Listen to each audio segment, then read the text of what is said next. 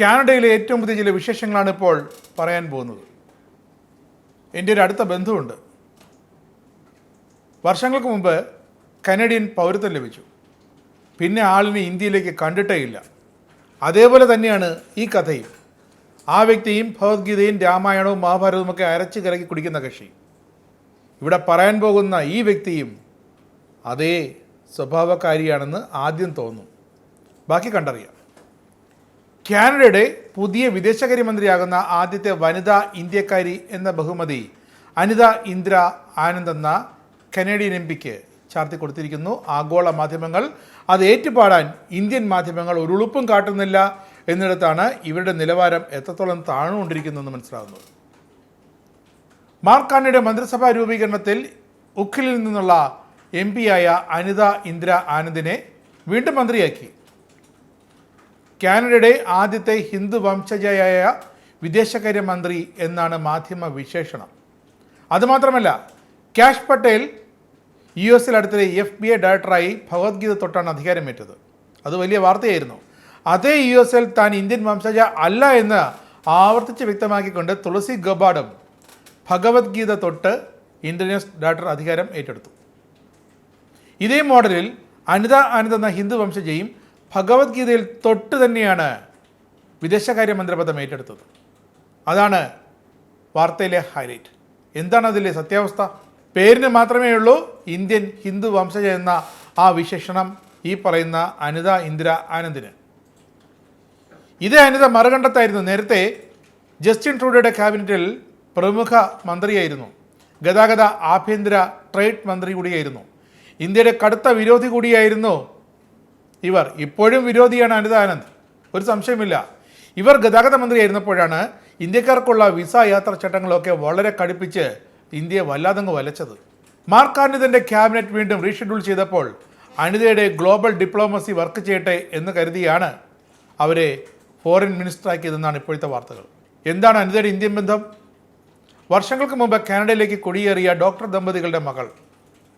അച്ഛൻ തമിഴ്നാടുകാരനായ ആനന്ദ്, അമ്മയോ പഞ്ചാബുകാരി സരോജ്. അത് മാത്രമേ ഉള്ളൂ അവർക്ക് ഇന്ത്യയുമായുള്ള ബന്ധം, പേരിൽ മാത്രം. ബ്രിട്ടീഷ് കൊളംബിയയിൽ 2023 ഖാലിസ്ഥാൻ ഭീകരവാദി നിജാന്റെ കൊലപാതകത്തിൽ ട്രൂഡോ ഇന്ത്യക്കെതിരെ ആരോപണം ഉന്നയിച്ചപ്പോൾ അനിത ആനന്ദ് മന്ത്രിസഭയിലുണ്ടായിരുന്നു. പക്ഷേ അന്നവർ ഇന്ത്യൻ ഡിപ്ലോമാറ്റുകൾക്കെതിരായ വിദ്വേഷ പ്രചാരണത്തിലും പ്രസംഗത്തിലുമൊക്കെ തന്റെ എതിർപ്പ് പ്രകടിപ്പിച്ചു എന്നാണ് ഇപ്പോൾ ഇന്ത്യൻ മാധ്യമങ്ങൾ വാഴ്ത്തുപാട്ട് പാടുന്നത്.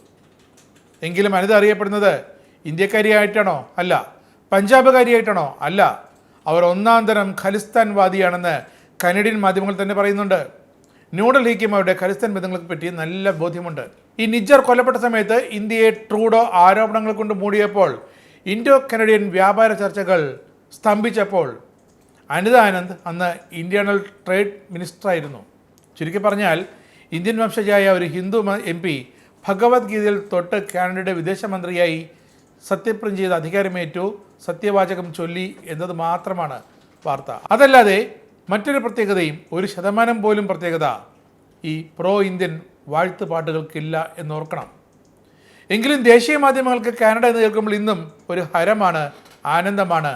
അനിത ആനന്ദ് എന്ന് കേൾക്കുമ്പോൾ അവരുടെ ആനന്ദം വീണ്ടും കൂടും.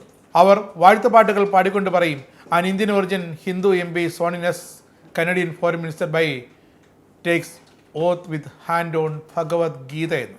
ആ ഭഗവത്ഗീത എന്നത് എന്താണെന്ന് ഇന്ത്യക്കാർക്കറിയാം, ഇന്ത്യയിലെ ഹിന്ദു വംശജർക്കറിയാം, ഇന്ത്യയിലെ മറ്റ് മതവിഭാഗങ്ങൾക്കും അറിയാം ഭഗവത്ഗീത എന്താണ് അർത്ഥമാക്കുന്നതെന്ന്. പേരിന് മാത്രം ഒരു ബുക്കിൽ സത്യപ്രതിജ്ഞ ചെയ്ത് കാനഡയുടെ വിദേശകാര്യമന്ത്രിയായി അനിത ഇന്ദ്ര ആനന്ദ് ചുമതലയേറ്റെങ്കിൽ ഇന്ത്യക്ക് എന്താണതിൽ നേട്ടമെന്ന് താഴെ ആ വാർത്തകളുടെ താഴെ കമൻറ്റുകൾ വരിവരിയെ വരുന്നുണ്ട്. പല ഇന്ത്യൻ ദേശീയ മാധ്യമങ്ങളുടെയും അനിത ആനന്ദിനെ പുകഴ്ത്തിക്കൊണ്ടുള്ള വാർത്തകൾക്ക് താഴെ വരുന്ന കമൻറ്റുകൾ അതാണ് വ്യക്തമാക്കുന്നത്.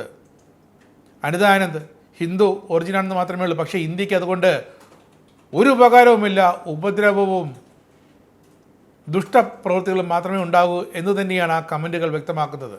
അതുതന്നെയാണ് യാഥാർത്ഥ്യം. അതുകൊണ്ട് തന്നെ ഈ വാഴ്ത്തുപാട്ട് കേട്ട് കാനഡ എന്താണെന്ന് അറിയാവുന്ന ഇന്ത്യക്കാർ കൈയടിക്കാറില്ല എന്നതാണ് ഇതിൻ്റെ മറുവശം. ആനന്ദ മീഡിയയുടെ പ്രേക്ഷകരിൽ ഒരാളാകണ്ടേ? യൂറോപ്പിലും US-ലും ആഫ്രിക്കയിലും അടക്കം പ്രവാസികൾ ഉള്ളയിടങ്ങളിലൊക്കെ ജനപ്രിയ ചാനലുമായി ആനന്ദ് മീഡിയ ഒപ്പമുണ്ട്. ഏഷ്യാനെറ്റ് ഫ്ലവേഴ്സ് അടക്കം നിങ്ങളുടെ വിരൽത്തുമ്പിലെത്തും. ആദ്യം റോക്കു ബോക്സ് സ്വന്തമാക്കുക.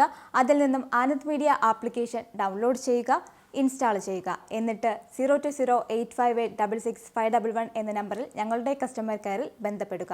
അല്ലെങ്കിൽ +91 735 660 3747 എന്ന നമ്പറിൽ വാട്സപ്പ് ചെയ്യുക. ആനന്ദ് മീഡിയയുടെ സേവനങ്ങൾ സ്വന്തമാക്കുക. മറ്റു ചാനലുകൾക്കൊപ്പം ആനന്ദ് TVയും എൻജോയ് ചെയ്യുക.